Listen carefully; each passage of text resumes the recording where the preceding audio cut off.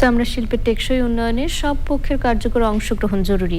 এ লক্ষ্যে চামড়া খাতে শোভন কর্মপরিবেশ নিশ্চিত করা, সমন্বয়হীনতা দূরীকরণ ও শ্রমিকদের অধিকার নিশ্চিতে বাস্তবায়ন করা হচ্ছে ত্রিপক্ষীয় পরামর্শ পরিষদ বা টিসিসি। মালিক শ্রমিক সরকারের ত্রিপক্ষীয় সংলাপ ও সমঝোতার মাধ্যমেই চামড়া শিল্পের সংকট নিরসনের সম্ভাবনা দেখছেন সংশ্লিষ্টরা। আফরোজা হাসির রিপোর্ট। বিশ্ববাজারে চামড়া ও চামড়াজাত পণ্যের চাহিদা থাকা সত্ত্বেও নানা অব্যবস্থাপনা, কেন্দ্রীয় বর্জ্য পরিশোধনাগার বা সিইটিপির ত্রুটি ও পরিবেশ বান্ধব উৎপাদন ব্যবস্থায় ঘাটতি সহ নানা সমস্যার কারণে পিছিয়ে পড়েছে বাংলাদেশের চামড়া শিল্প। শোভন ও নিরাপদ কর্মপরিবেশ না থাকায় শ্রমিকদের স্বাস্থ্য ঝুঁকির পাশাপাশি অনিয়ন্ত্রিত বর্জ্য দূষণে ধ্বংস হচ্ছে পরিবেশ প্রতিবেশ।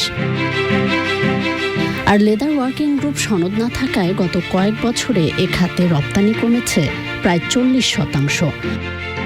এমন বাস্তবতায় চামড়া খাতের সংকট কাটিয়ে সমৃদ্ধি নিশ্চিতে পোশাক শিল্পের আদলে ত্রিপক্ষীয় পরামর্শ পরিষদ বা টিসিসি গঠনের উদ্যোগ। সংলাপ ছাড়া সমাধান আসে না। চামড়া শিল্পে বিদ্যমান চ্যালেঞ্জ ও সংকট নিরসন, সরকার, মালিক ও শ্রমিকদের মধ্যে সমন্বয় সাধন সহ নীতিগত সহায়তা নিশ্চিতে গুরুত্বপূর্ণ ভূমিকা রাখবে টিসিসি। টিসিসির দ্রুত বাস্তবায়নের মাধ্যমে চামড়া খাতের টেকসই উন্নয়ন যেমন নিশ্চিত হবে, তেমনি ত্বরান্বিত হবে দেশের অর্থনৈতিক অগ্রযাত্রাও, বলছেন বিশেষজ্ঞরা। মালিক, শ্রমিক এবং সরকার এই সমন্বয়ের মাধ্যমে লেদার সেক্টরটা এগিয়ে যাক, এটাই হচ্ছে আমাদের সবারই চাওয়া। আফরোজা হাসি, চ্যানেল আই।